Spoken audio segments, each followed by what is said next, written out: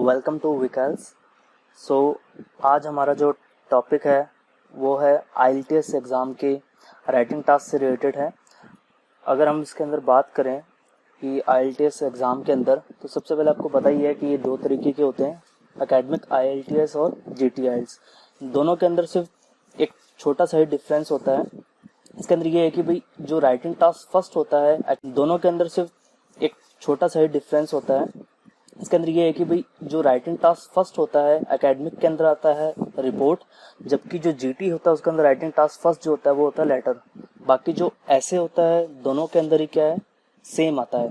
तो आज हमारा जो टॉपिक है वो किससे, ऐसे से ही रिलेटेड है। सो वीडियो में आगे बढ़ने से पहले मेरा चैनल जरूर सब्सक्राइब करें अगर आपने सब्सक्राइब नहीं कर रखा है तो राइटिंग टास्क 2 के अंदर अगर बात करें हम, सबसे पहले जो टोटल जो टाइमिंग मिलता है राइटिंग टास्क के लिए, वो टोटल 1 आवर का जो टाइम मिलता है, उसके अंदर जो 20 मिनट्स होते हैं वो राइटिंग टास्क फर्स्ट के लिए होते हैं, और जो 40 मिनट्स होते हैं वो लगभग टास्क 2 के लिए होते हैं। तो ये बाकी जो डिपेंड करता है स्टूडेंट पे डिपेंड करता है कि वो कितना टाइम देता है, पर अप्रोक्सीमेटली आपको 30 to 35 मिनट्स का टाइम चाहिए होता है टास्क 2 लिखने के लिए, जो कि ऐसे है। तो इसके अंदर जो टोटल स्कोर मिलता है वो है 9 बैंड। जो टास्क 2 है उसके अंदर आपको टोटल 250 वर्ड्स, कम से कम एटलीस्ट 250 वर्ड्स होने ही चाहिए उसके अंदर। अगर इससे कम अगर आपके वर्ड्स होते हैं तो आपका जो बैंड स्कोर है वो डिक्रीज हो जाएगा। पर अप्रोक्सीमेटली जो वर्ड्स हैं वो 280, 290 और 300 तक चले जाते हैं इजीली। ओके, अगर इसके अंदर और आगे बात करें तो जो इसके अंदर टाइप्स हैं, ऐसे के टाइप्स किस प्रकार के ऐसे आते हैं। ये जनरल फॉर्मल ऐसे है जो कि जनरल हर किसी को आते हैं। अगर बात करूं तो ओपिनियन बेस ऐसे होते हैं। सेकंड, एडवांटेज डिसएडवांटेज से रिलेटेड होते हैं। Third, agree disagree. फोर्थ, कोई पॉजिटिव और नेगेटिव से रिलेटेड कोई ऐसे हो सकता है। अगर देखा जाए तो ये जो भी मैंने नाम लिए हैं ये लगभग ओपिनियन बेस के ऐसे के अंदर ही आ जाते हैं। फिफ्थ जो टाइप होता है वो होता है डिस्कशन। सिक्स्थ है प्रॉब्लम्स और सोल्यूशन बेस्ड, जिसके अंदर कोई भी आपको कोई प्रॉब्लम देते हैं। फॉर एग्जांपल मान लो कोई ग्लोबल वार्मिंग से रिलेटेड ऐसा है जिसके अंदर पूछा है कि इसके कारण, प्रॉब्लम्स क्या कारण है, कॉज क्या है, रीजंस पूछ लिए, और आपसे उसके अंदर क्या पूछ लिया, सॉल्यूशंस पूछ लिए। सेवंथ नंबर है कुछ डायरेक्ट क्वेश्चंस टाइप ऐसे होते हैं जिसके अंदर आपसे डायरेक्ट क्वेश्चन टाइप में क्या है, आपसे ऐसे पूछते हैं। ओके, अगर इसके आगे इसमें और बात करें, जो ऐसे का जो असेसमेंट है वो असेसमेंट किस बेस पे होता है, तो इसके अंदर जो असेसमेंट है वो 4 थिंग्स पे होता है। तो फर्स्ट है task response, second coherence coefficient, third lexical resource and fourth grammar. तो इन चारों का ही क्या है 25% वेटेज होता है पूरे ऐसे के अंदर। तो इन चारों के बेस पे ही आपको क्या है, आपका बैंड स्कोर मिलता है। अगर इन चारों के अंदर किसी में भी आपके कमी आती है तो उस बेस पे क्या है, आपका जो बैंड स्कोर है वो क्या है, डिक्रीज हो जाता है। अगर टास्क रिस्पॉन्स पे अगर हम सबसे पहले बात करें कि भी टास्क रिस्पॉन्स में किस बेस पे ये लोग आपको बैंड देते हैं, तो अगर सबसे पहले अगर देखें तो ये सामने आपके एक चार्ट है, मैंने चार्ट बना रखा है कि 5 to 9 बैंड का स्कोर ये किस बेस पे देते हैं। अगर 5 बैंड का अगर अपने स्कोर देखें सबसे पहले वो कैसे देते हैं, तो देते हैं कि भी present some main ideas but not describe properly और मे बी लिमिटेड और इररिलेवेंट डिटेल। अगर आप किसी ने मेन आइडिया तो दिए हैं लेकिन वो क्या है प्रॉपर्ली बेस पे क्या है उसको डिस्क्राइब नहीं करा है, या फिर इररिलेवेंट डिटेल दी है जो कि उस ऐसे से रिलेटेड ही नहीं है, लेकिन फिर भी क्या है उसके अंदर वो चीज पुट कर रखी है। फिर उसके अंदर और क्या है कि अपना जो ओपिनियन है वो अगर ढंग से ना दे रखा हो, या फिर जो पॉसिबल जो कंक्लूजन है वो सही ना दे रखा हो। ठीक है, तो इस बेस पे क्या आपको सिर्फ 5 बैंड मिलते हैं। अगर 6 बैंड की बात करें तो 6 बैंड के अंदर क्या है कि आपने जो टास्क है वो प्रॉपर्ली डिस्कस करा है। ठीक है, प्रेजेंट रिलेवेंट पोजीशंस है, कंक्लूजन में भी रिपीटेटिव और अनक्लियर। तो इसमें क्या है कि भाई कंक्लूजन जो है हो सकता है कि आपने फिर रिपीटेटिव हो, या यानी बार बार एक ही आप चीज कर रहे हैं, कुछ उसके अंदर कुछ नया ऐड नहीं कर रहे, तो इस चीज पे क्या है आपको सिर्फ 6 बैंड मिलते हैं। इसके अगर आगे अगर बात करें कि 7 बैंड के अंदर क्या है कि भाई उसके अंदर आपने जो पार्ट्स हैं अच्छे डिस्क्राइब करें, जो आपके आइडियाज हैं वो भी क्या है एकदम रिलेवेंट है, आपने जो कंक्लूजन है वो भी बढ़िया लिखा है। तो इस बेस पे क्या है, अगर आप देख सकते हैं कि जैसे जैसे आपकी जो ये चीजें हैं अगर अच्छी लिखी होंगी, उसी बेस पे क्या है आपका जो बैंड स्कोर क्या है इंक्रीज होता रहेगा। तो 9 बैंड तक जाने के लिए क्या है आपको काफी ज्यादा मेहनत करनी पड़ेगी। क्योंकि आपको आपके आइडियाज एकदम प्रॉपर होने चाहिए, उनको सीक्वेंस एकदम बढ़िया होना चाहिए, तो उस बेस पे क्या है आपको पूरा बैंड स्कोर मिलता है। ओके, अगर इसके अगर आगे बात करें कोहेरेंस एंड कोहेशन, तो कोहेरेंस एंड कोहेशन के अंदर क्या है कि अगर सिंपल से अगर बात करूं, कोहेरेंस एंड कोहेशन क्या है कि जो आपके जो आइडियाज हैं उसको क्या है लॉजिकली अरेंज एक ऑर्डर में लिखना और उनको कनेक्ट करना। तो कोहेरेंस एंड कोहेशन का मतलब यही है कि आपने जो आइडियाज आप अपने बता रहे हो, पैराग्राफिंग जो आप कर रहे हो अपने आइडियाज की, तो वो जो आइडियाज है वो आपके क्या है कोहेरेंस हो गए, और कोहेशन क्या है उन आइडियाज का कनेक्ट होना। तो उनको कनेक्ट कैसे करना, जैसे जो अपने कोहेसिव डिवाइस वगैरह जो यूज करते हैं, जैसे कि हाउएवर, इन एडिशन टू, तो ये सब क्या है, ये सब क्या कोहेसिव डिवाइसेस है जो कि यूज किए जाते हैं जो अपने आइडियाज हैं उनको कनेक्ट करने के लिए। तो अगर इसके अंदर देखेंगे इसके अंदर कैसे मार्किंग देते हैं वो, अगर 5 बैंड की करें तो उसके अंदर क्या है कि present information with some organisation but there may be lack of clear overall progression, no proper use और over use of cohesive devices. तो अब आप देख सकते हैं कि इसके अंदर भी यही कह रहा है कि अगर 5 बैंड का अगर आपको स्कोर देना तो किस बेस पे देंगे वो, कि भाई आपने जो कोहेसिव डिवाइस जो यूज करी है वो या तो ओवर यूज है, या फिर वो प्रॉपर यूज नहीं है, या फिर वो रिपीटेटिव है। ठीक है, अगर 6 बैंड के अंदर है तो आपकी जो इन्फॉर्मेशन है वो अरेंज है, यानी कि जो आइडियाज है वो प्रॉपरली एकदम सीक्वेंस वाइज लिखे हुए हैं।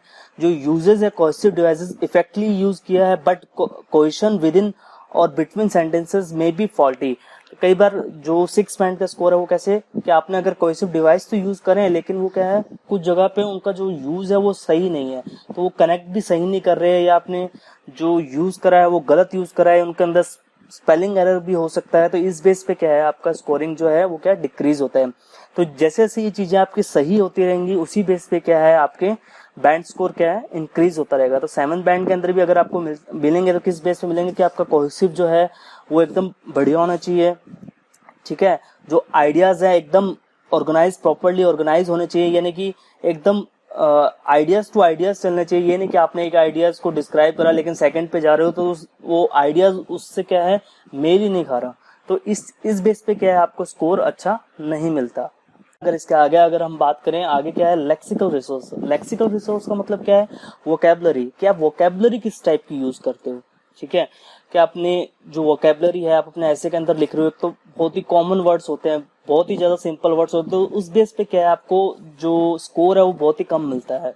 ठीक है, तो अगर 5 बैंड के अंदर बात करें तो उसके अंदर क्या uses a limited range of vocabulary for the task, कि आप बहुत ही लिमिटेड रेंज की वोकैबुलरी यूज करते हो और वो भी क्या बहुत ही ज्यादा सिंपल, और जो यूज कर रहे हो उसके अंदर भी क्या है कईयों में क्या है एरर है या फिर उनकी स्पेलिंग सही नहीं है, तो जो रीडर है यानी कि जो टीचर है इसको चेक करने में दिक्कत आएगी, तो उस बेस पे क्या आपको 5 बैंड मिल सकते हैं। अगर 6 के अंदर बात करें तो 6 बैंड कैसे मिल सकते हैं, uses N adequate range of vocabulary for the task, कि आपने बहुत ही एडिक्वेट जितनी जरूरी थी उतनी उस रेंज में आपने वोकैबुलरी यूज करी है। Uses some less common words but with errors, कि आपने बहुत ही कम जो यूज करें लेकिन जो वर्ड यूज करें वो क्या एरर के साथ में यूज करे हैं।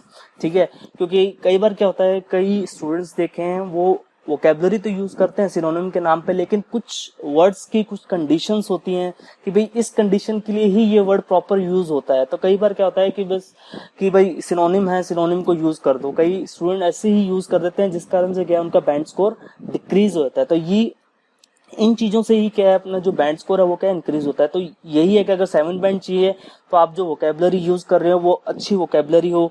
ठीक है, तो आपको जैसे जैसे अपना इंक्रीज करना है बैंड, आपकी जो वोकैबुलरी है वो बढ़िया होनी चाहिए।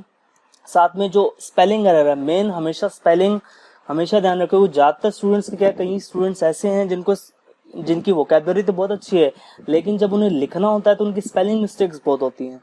ये बहुत सारे स्टूडेंट्स के अंदर है, क्योंकि जो प्रैक्टिस है, जो राइटिंग जो लिखने की जो प्रैक्टिस है वो प्रैक्टिस नहीं होती, जिस कारण से क्या है कि जो स्पेलिंग के अंदर है काफी ज्यादा एरर होते हैं, जो सेंटेंस के अंदर एरर होते हैं वो स्पेलिंग्स के निकल जाता है। तो इस कारण से भी क्या है कि अगर आपको अच्छी राइटिंग स्किल भी है लेकिन फिर भी किसके कारण है आपकी जो स्पेलिंग एरर है उसके कारण क्या है वो आपका बैंड स्कोर डिक्रीज हो जाता है। ठीक है, अगर नेक्स्ट की बात करें तो नेक्स्ट के अंदर क्या है हमारी ग्रामर के अंदर क्या है कि आप किस टाइप के सेंटेंसेस यूज करते हो, सिंपल, कॉम्प्लेक्स या कॉम्पाउंड। ठीक है, तो जिस जिस लेवल के आप अपने सेंटेंसेस यूज करोगे उस लेवल पे क्या है आपको बैंड स्कोर मिलेगा। अगर आप सिंपल सेंटेंसेस यूज करते तो जाहिर सी बात है कि आपको उसी लेवल का जो बैंड स्कोर मिलेगा। अगर आप सिंपल भी यूज करते हो तो आप मिनिमम 6 बैंड ले सकते हो, लेकिन उसके अंदर क्या है एक्यूरेसी बहुत होनी चाहिए। आपकी सिंपल सेंटेंसेस के अंदर क्या है एक्यूरेसी भी बहुत होनी चाहिए, एरर बिल्कुल नहीं होना चाहिए स्पेलिंग्स का। अगर 5 बैंड के अगर देखें तो uses a limited range of structure, कि बहुत ही लिमिटेड रेंज की स्ट्रक्चर यूज करते हैं।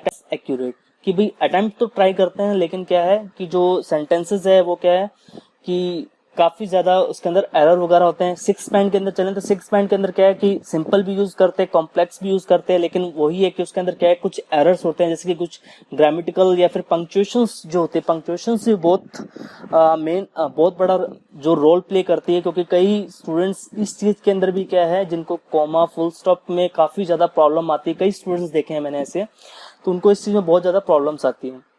ओके, फिर अगर आप 7 बैंड अचीव करना चाहते हो तो आपकी जो स्ट्रक्चर्स हैं वो काफी uses a variety of complex structure की आपकी जो स्ट्रक्चर्स हैं काफी बढ़िया होनी चाहिए। उसके अंदर जो एरर्स हैं वो भी क्या है कि जो एरर वगैरह है वो भी क्या है बहुत ज्यादा कम होने चाहिए, क्योंकि जाहिर सी बात है अगर एरर कम होंगे तभी तो आपका बैंड स्कोर इंक्रीज होगा। अगर आपका एरर ही है, स्पेलिंग एरर है, ग्रामेटिकल है, आपकी वोकैबुलरी सही नहीं है, तो अगर देखा जाए तो पूरा एक कॉम्बिनेशन है एक तरीके का कि अगर आप इनमें से भी मिस्टेक करते हैं तो जाहिर सी बात है आपका जो बैंड स्कोर है वो क्या आपको बहुत कम मिलेगा। तो आपको अगर ये चीज इंक्रीज करनी है तो प्रैक्टिस करो। जब तक प्रैक्टिस नहीं करोगे तब तक क्या है आपका जो बैंड स्कोर है वो इंक्रीज नहीं होगा। हमेशा अपने स्पेलिंग्स पे ध्यान दो। अगर आप स्पेलिंग कोई गलत कर रहे हो बार बार तो उसके ऊपर ध्यान दो, उसको सही करने की कोशिश करो। क्योंकि अगर आप कोई चीज लिख रहे हो तो लिखने के बाद उसे एक बार चेक जरूर करके देखो कि भाई हमने जो स्पेलिंग्स लिखी है वो सही लिखी है कि नहीं लिखी है। ठीक है, जो हमने वर्ड यूज करे हैं वो सही है भी या नहीं है, कि हमने सिर्फ एक जगह पे पढ़ा कि हाँ ये वर्ड है, लेकिन आपने